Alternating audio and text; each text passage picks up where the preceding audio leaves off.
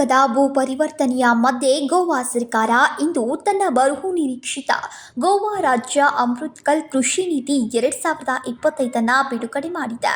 ಇದು ಕಾಜನ್ ಕೇರ್ ಮತ್ತು ಮೋರೋಡ್ ಹೊಲಗಳು ಸೇರಿದಂತೆ ಕೃಷಿ ಭೂಮಿಯನ್ನ ನಿಷೇಧಿಸೋಕೆ ಪ್ರಸ್ತಾಪಿಸ್ತಾ ಇದೆ.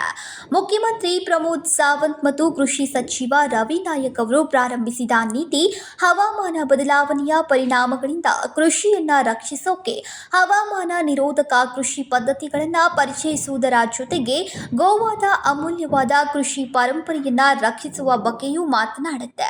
10 ವರ್ಷಗಳ ದೀರ್ಘ ದೃಷ್ಟಿಕೋನದೊಂದಿಗೆ ನೀತಿಯ ಪ್ರಮುಖ ಲಕ್ಷಣಗಳನ್ನು ಎತ್ತಿ ತೋರಿಸಿದ ಸಾವಂತ್, ಈ ನೀತಿಯು ಸಾವಯವ ಕೃಷಿ, ಹೈಡ್ರೋಪೋನಿಕ್ಸ್, ಏರೋಪೋನಿಕ್ಸ್, ಲಂಬ ಕೃಷಿ ಮತ್ತು ನಗರ ಕೃಷಿಯನ್ನ ಉತ್ತೇಜಿಸುವತ್ತ ಗಮನ ಹರಿಸಿದೆ ಅಂತ ಹೇಳಿದ್ರು.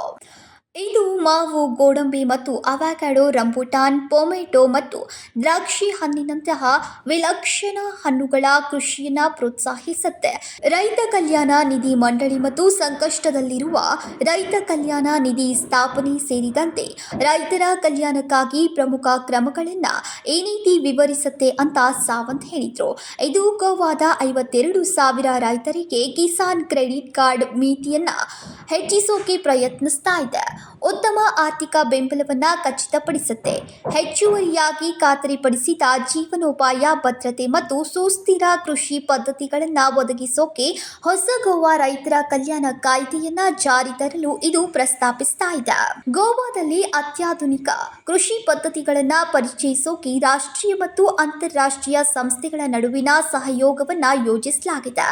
ಶಾಲಾ ಪಠ್ಯಕ್ರಮಗಳಲ್ಲಿ ಕೃಷಿಯನ್ನ ಪರಿಚಯಿಸಲಾಗುವುದು, ರೈತ ಮಾಹಿತಿ ಕೇಂದ್ರಗಳನ್ನು ಸ್ಥಾಪಿಸುವುದು ಮತ್ತು ಕೃಷಿ ಕಾರ್ಮಿಕರಿಗೆ ಕೌಶಲ್ಯ ಅಭಿವೃದ್ಧಿ ಕಾರ್ಯಕ್ರಮಗಳನ್ನು ಪ್ರಾರಂಭಿಸುವ ಕ್ರಮಗಳನ್ನು ಸಹ ನೀತಿಯನ್ನು ಒಳಗೊಂಡಿದೆ.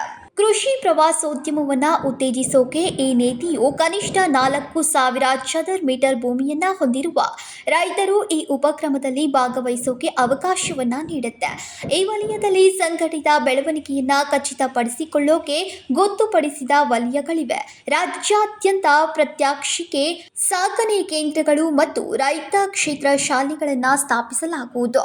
ಕೃಷಿಯಲ್ಲಿ ಮಹಿಳೆಯರು ಮತ್ತು ಯುವಕರ ಪಾತ್ರವನ್ನು ಗುರುತಿಸಿ ಈ ನೀತಿಯು ಕೃಷಿಯಲ್ಲಿ ಅವರ ಭಾಗವಹಿಸುವಿಕೆಯನ್ನು ಹೆಚ್ಚಿಸೋಕೆ ಉದ್ದೇಶಿಸಿ ಪ್ರೋತ್ಸಾಹ ಮತ್ತು ಕಾರ್ಯಕ್ರಮಗಳನ್ನು ಪರಿಚಯಿಸ್ತಾ ಇದೆ.